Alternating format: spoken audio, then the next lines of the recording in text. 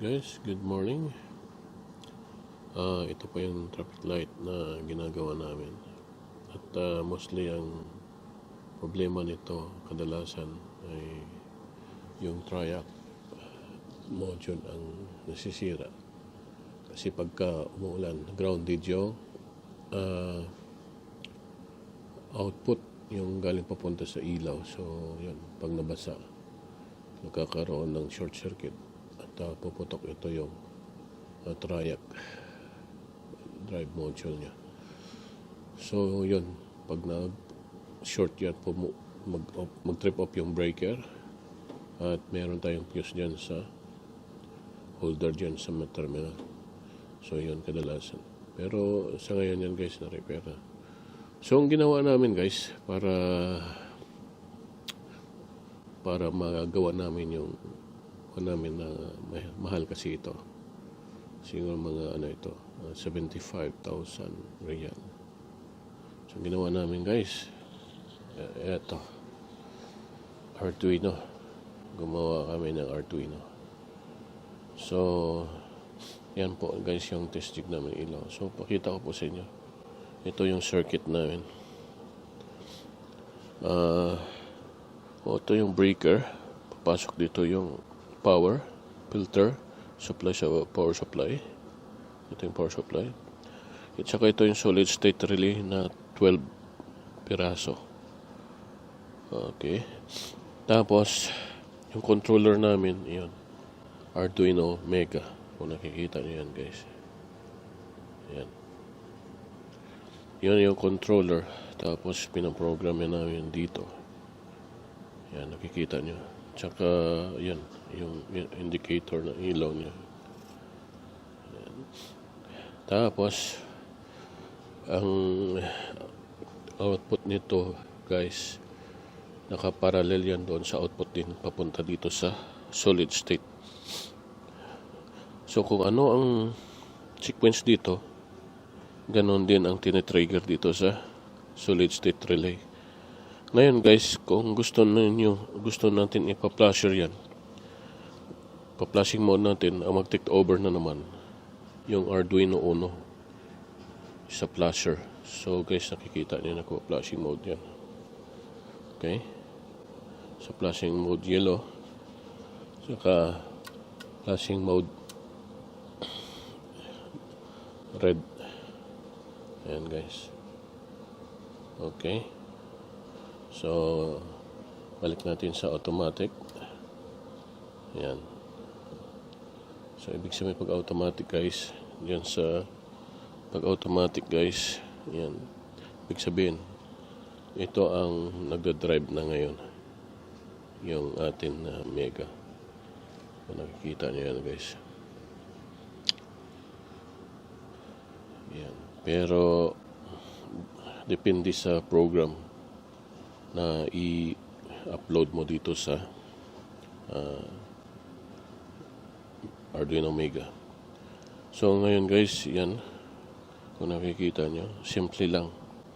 Tapos ito yung terminal, intersection 1, intersection 2, intersection 3, 4, at pwede mong dagdagan ng 5 kasi itong Arduino Mega maraming I/O, input-output yan. So yun, kahit hanggang 16 intersection kaya niya. Kaya lang medyo mahaba yung program mo. So ito guys yung solid state na to.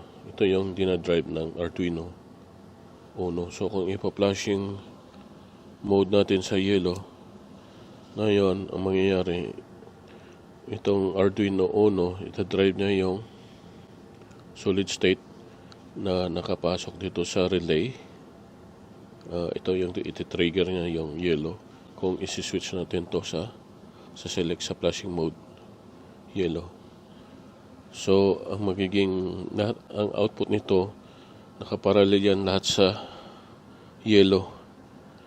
So ang mangyayari guys, lahat ng output na yellow ayun ang magkakaroon ng flashing signal.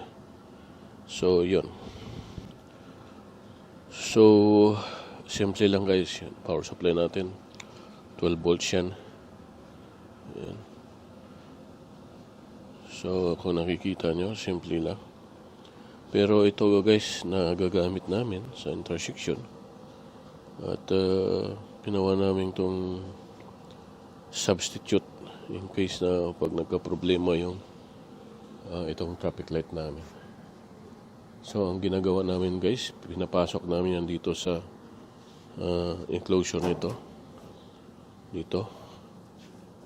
Yan. Pinapasok namin sa cabinet dito.